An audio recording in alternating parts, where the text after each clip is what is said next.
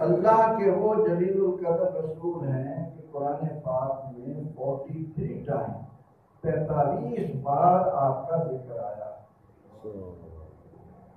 آپ کے نام کی ایک مستقل سورت 29ویں پارے میں سورہ نوح کے نام سے موجود ہے.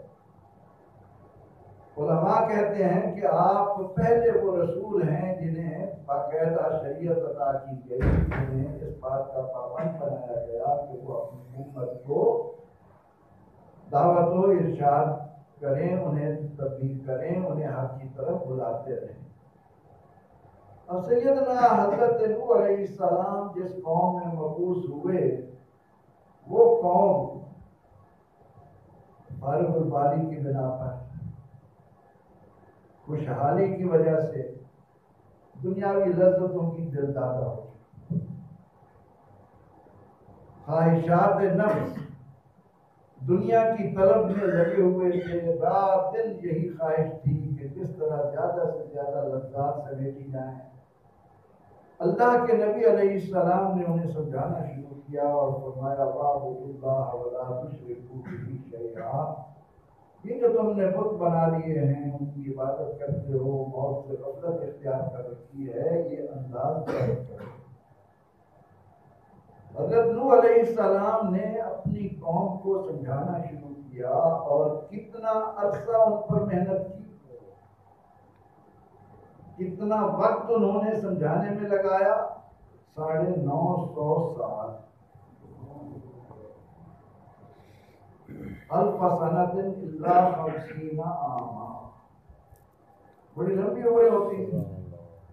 خود حضرت نوح علیہ السلام کی عمر بعض علماء نے 1050 لکھی، بعض نے 1300 برس بھی لکھی. اللہ تعالیٰ نے انہیں اتنا لمبا عرصہ لوگوں کو سمجھانے کے لیے عطا کیا، اور آپ رات دن ایک ایک فرد کے پاس جا کر اسے سمجھانے کی کوشش کر رہے ہیں کہ اے بندہ خدا، تیرا کوئی بنانے والا ہے، تیرے لیے کوئی پانی اتارنے والا ہے، تجھے کوئی اپنے سورج کی حرارت سے غلے پکا کر دے رہا ہے، کوئی ہے جو تجھے آکسیجن دے رہا ہے، کوئی ہے جس نے ماں کے شکم میں تیری شکل و صورت اپنی مرضی کی بنا کر تجھے دنیا میں بھیجا ہے. اپنے آپ کو پہچان، اپنی معرفت حاصل. اس دنیا میں سب سے مشکل اپنے آپ کو پہچاننا ہے. من عرف نفسہ فقط عرف ربہ. جب بھی جس وقت بھی جس کسی کا خیال اس بات کی طرف چلا گیا کہ اپنے آپ کو پہچانے، اسے رب کی پہچان مل جائے. لا تکونوا کالذین نسوا اللہ. ان کی طرح نہ ہو جانا جنہوں نے اللہ کو بھلا دیا. فانساہم انفسہم. انہوں نے اللہ کو نہیں بھلایا، اپنے آپ کو بھولے، اپنے آپ سے غافل تھے. لیکن قوم جب یہ تہیہ کر لے کہ نہیں جناب، یہ سمجھانے والے بے عقل ہیں، انہیں کیا پتا، انہیں دنیا کے مزے حاصل نہیں ہیں، اس لیے وہ ہمیں روکتے ہیں. 950 سال حضرت نوح علیہ السلام نے اپنی قوم کے اذہانوں کو لوگ پر دستک دینے کی کوشش کی، اور اتنے طویل عرصے میں کتنے لوگ آپ پر ایمان لائے؟ صرف 80 افراد. اکثریت. وہ قرآن کریم نے یہ جملہ بارہا کہا کہ وَلَٰكِنَّ أَكْثَرَ النَّاسِ لَا يَشْكُرُونَ. وَلَٰكِنَّ أَكْثَرَ النَّاسِ لَا يَعْقِلُونَ. لوگوں کی اکثریت عقل سے آری رہتی، لوگوں کی اکثریت شکر کی راہ اختیار کرنے سے گریزاں رہتی ہے.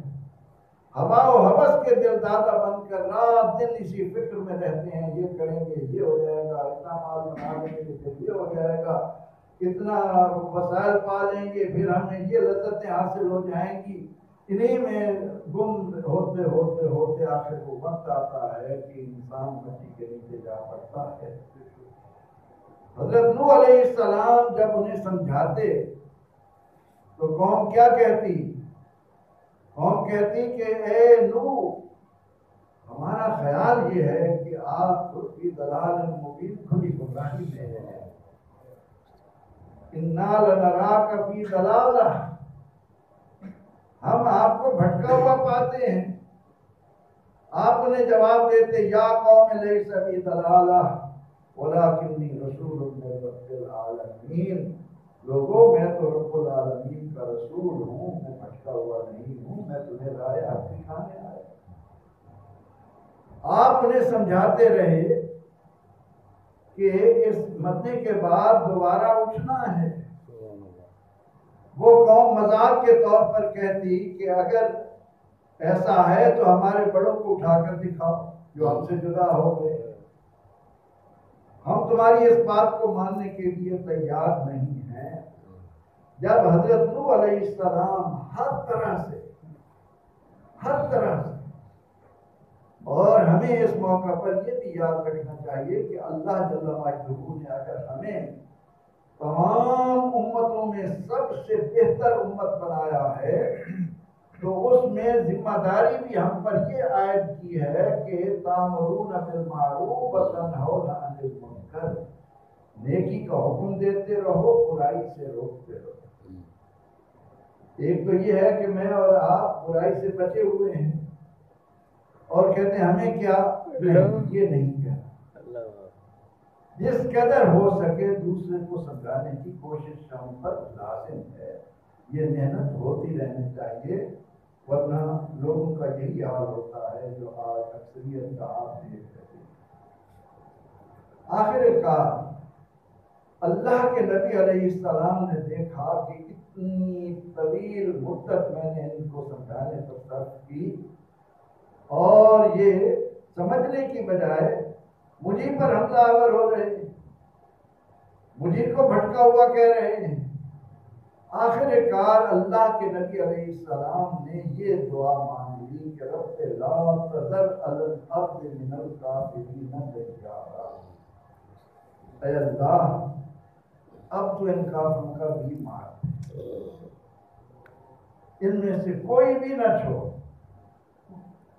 انتظرہم لا یلدوا الا فاجرا کفارا، اے اللہ اگر تو انہیں چھوڑے گا، انہیں مہلت دے گا تو ان کی آنے والی نسلیں بھی اسی طرح بگڑی ہوئی آئیں گی. اب یہ اس نتیجے پر میں پہنچ چکا ہوں کہ یہ سمجھنے والے نہیں.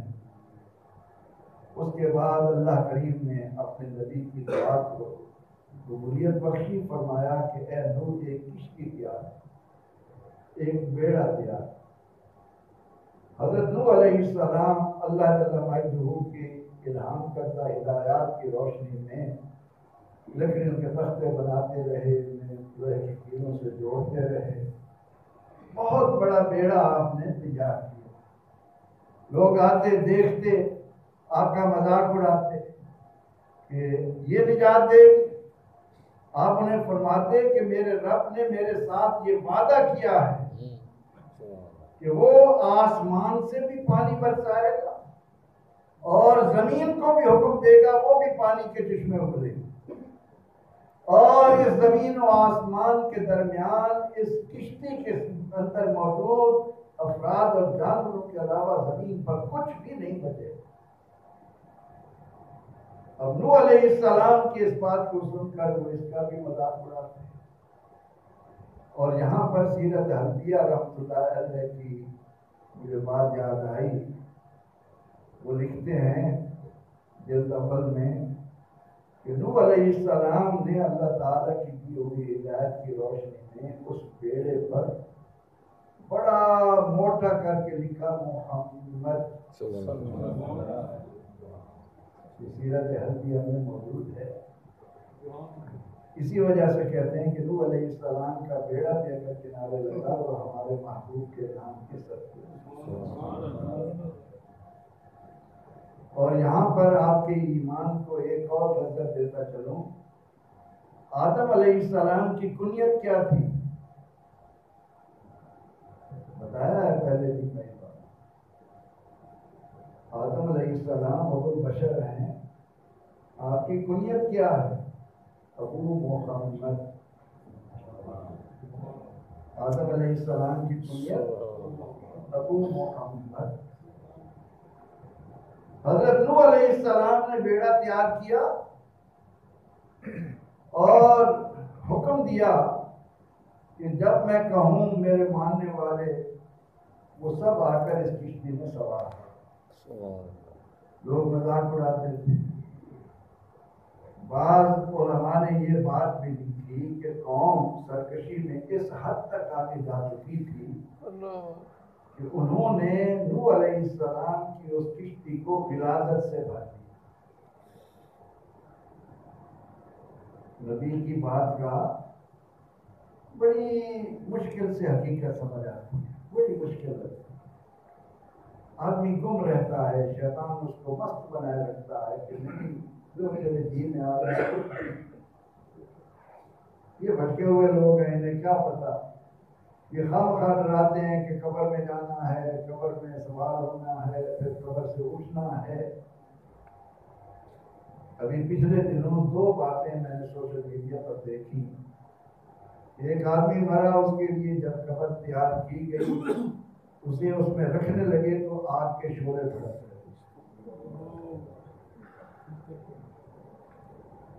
قبر سے آگ کے شعلے بھڑک۔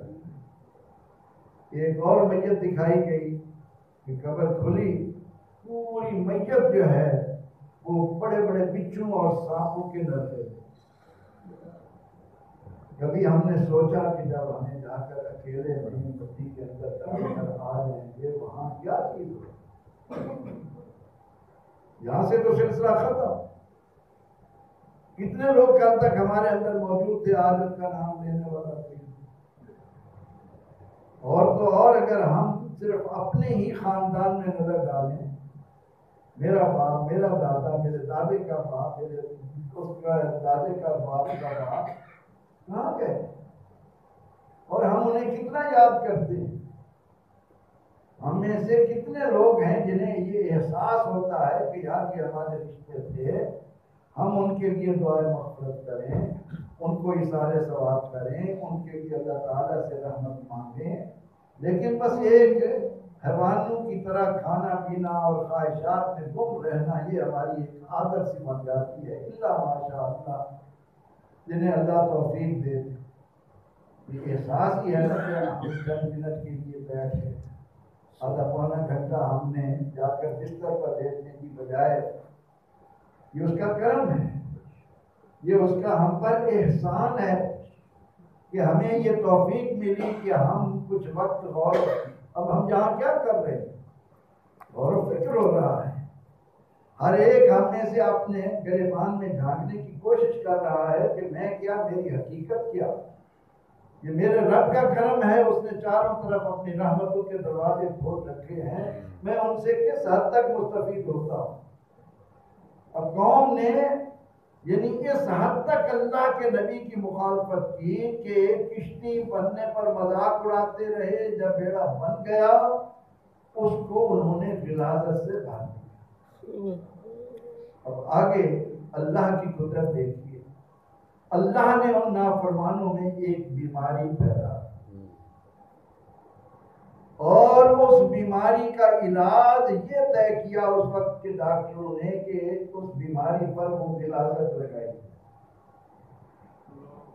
اب جس غلاظت سے انہوں نے اللہ کے نبی کے بنے ہوئے بیڑے کو بھرا تھا، اب وہ خود جا کر اس میں سے وہ غلاظت لے کر اپنے بدن پر مل گئے اور اس طرح سے چاٹ چاٹ کر اس کو صاف کر دیا۔ یہ قدرت کا ایک انتقام تھا۔ اب جب بیڑا تیار ہو گیا اور اللہ تعالیٰ کا مقررہ وقت آیا، میں کہا کرتا ہوں کہ جب بادل برسنے کے لیے آتے ہیں تو ہمیں اللہ تعالیٰ سے استغفار کرنا چاہیے، ورنہ ایک چھوٹی سی بدلی پوری کائنات کو تہس نہس کرنے کے لیے کافی۔ ایک کڑک اگر حد سے زیادہ بڑھ جائے تو ہمارے کان کے پردے پھٹ جائیں، کوئی چیز زندہ نہ بچے۔ اس قادر مطلق کا کیا ہے؟ وہ جہاں رحمان و رحیم ہے وہاں جبار و قہار بھی تو ہے۔ وہ جہاں نعمتیں عطا فرما کر ہمارا شکر دیکھتا ہے، وہاں ہماری نافرمانیاں بھی گن رکھتا ہے۔ یہ تو اس کی رحمت کا غلبہ ہے کہ فرماتا ہے کہ میرا بندہ جب گناہ کرتا ہے تو میں شرمندہ ہوتا ہوں۔ کرم بین و لطف خداوندگار، گناہ بندہ کر دست او شرمسار، کہ اللہ کا لطف و کرم تو دیکھو کہ گناہ بندہ کر رہا ہے اور شرمندہ رب ہو رہا ہے، کیونکہ وہ ہمیں پیدا کرنے پر فخر کرتا ہے کہ میں نے اس کو اپنے ہاتھوں سے بنایا۔ جب مقررہ وقت آیا تو اللہ کے نبی علیہ السلام نے اپنے فالوورز کو، اپنے ماننے والوں کو، اپنے بلیورز کو بلایا، لیکن حکم دیا گیا کہ آپ کی بیوی اور آپ کا بیٹا کنعان یہ نہیں آئیں گے۔ آپ کے 4 بیٹے تھے، حام، سام، یافس اور کنعان۔ حام، سام اور یافس یہ پیغمبر تھے، اور کنعان آپ کا نافرمان تھا، آپ کی بیوی بھی نافرمان تھی۔ فرمایا یہ نہیں آ سکتے۔ قرآن نے بتایا کہ آپ نے اپنے اس نافرمان بیٹے سے کہا کہ بیٹے اب بھی طیب ہو جاؤ، آ جاؤ میرے ساتھ کشتی میں سوار ہو جاؤ، بچ جاؤ گے، اب اللہ کا عذاب آنے والا ہے، کوئی نہیں بچے گا۔ تو بیٹا کیا کہتا ہے؟ سآوی الی جبل یعصمنی من الماء۔ ابا جان آپ نے سائنس نہیں پڑھی، آپ جدید تقاضے نہیں جانتے، پانی کتنا بھی آ جائے کیا کرے گا؟ بڑے بڑے بلند پہاڑوں کی چوٹیاں ہیں، میں ان پر چڑھ جاؤں گا، میرا کچھ نہیں بگڑے۔ فرمایا کہ نہیں، اب اللہ کے عذاب سے کوئی کسی کو نہیں بچا سکے گا۔ آخر کار آپ نے اپنے ماننے والوں کو اور ہر جاندار کا ایک جوڑا کشتی میں سوار کیا، اور اس کے بعد اللہ تعالیٰ کا حکم آیا، آسمان سے بھی پانی برسنے لگا، زمین بھی پانی سے چشمے ابلنے لگی۔ اس کشتی کے علاوہ جتنے تھے، یہاں تک کہ قرآن نے کہا کہ جب آپ کی آنکھوں کے سامنے آپ کا بیٹا ڈوبنے لگا تو پھر شفقت فطری میں جوش ہوا، کیونکہ ماں باپ کیا نعمت ہے۔ ماں باپ اللہ کا اتنا بڑا عطیہ ہے، ان کا حق ہم کسی قیمت ادا نہیں کر سکتے۔ باپ نے جب بیٹے کو، نافرمان بیٹے کو جو کہنا نہیں مان رہا تھا، اسے جب پانی کے اندر غلطاں دیکھا تو کہا اے مولا ان وعدک الحق، اے اللہ تیرا وعدہ سچا ہے، ان ابنی من اہلی، یہ میرا بیٹا ہے، میری اہل میں سے ہے، اس کو بھی بچا لے۔ اللہ تعالیٰ نے فرمایا کہ اے نوح انہ لیس من اہلک، میں جانتا ہوں یہ تیرے خون سے دنیا میں آیا ہے، لیکن یہ تیرا بیٹا نہیں ہے۔ یہاں تعلق یہ صرف خون کی بنا پر نہیں ہے، ایمان کی بنیاد پر۔ صحابہ نے ایمان لا کر کیا حق ادا کیا، آقا علیہ السلام کے ساتھ وہاں رفتگی کا، وہاں شفتگی کا، وہاں جان نثاری کا، جہاں سفاری کا کیا منظر پیش کیا۔ تو کہا انہو لیس من اہلک، یہ آپ کی اہل میں سے نہیں ہے۔ اللہ تعالیٰ نے اس کو، ان کی بیوی کو بند کر دیا۔ پورا 1 سال، یکم رجب سے یہ شروع ہوا،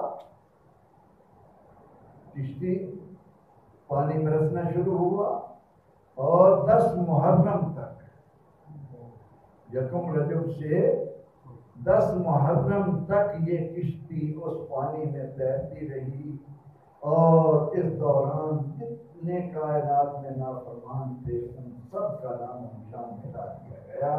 پھر جا کر آپ کی کشتی جو پہاڑ پر ٹھہری، اور اس کے بعد اس میں سے وہ لوگ نکلے، اور پھر ان سے اس کائنات کا آغاز ہوا۔ اس واقعے کی روشنی میں 1-2 باتیں جو ہمیں درس کے طور پر، اخلاقی درس کے طور پر یاد رکھنی چاہیے، وہ یہ کہ جب اللہ اور اس کے رسول صلی اللہ علیہ وسلم کی بات ہمارے سامنے آئے اس وقت ہم اپنی انا اپنی سوچ بوجھ کو پس پشت ڈال کر اس پر دھیان دیں، اسی کو اپنے لیے سورت مانیں۔ اللہ کے نبی ہمیں سمجھانے کے لیے آئے، انہیں ہم سے کوئی غرض نہیں، لا اسألکم علیہ اجرا،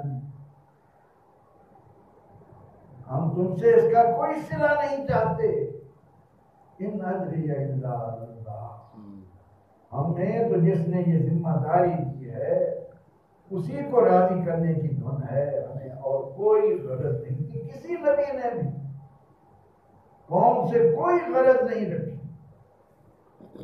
اور دوسری